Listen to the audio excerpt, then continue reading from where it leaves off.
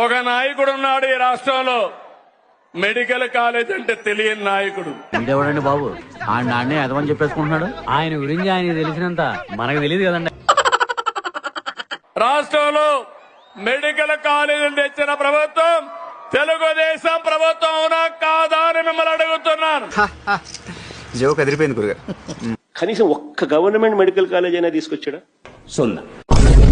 Foundation వేయడం, ribbon cut చేయడం, నేనేదో చేశామని చెప్పుకోవడం కాలేజీ నడిపే విధానం కాదు.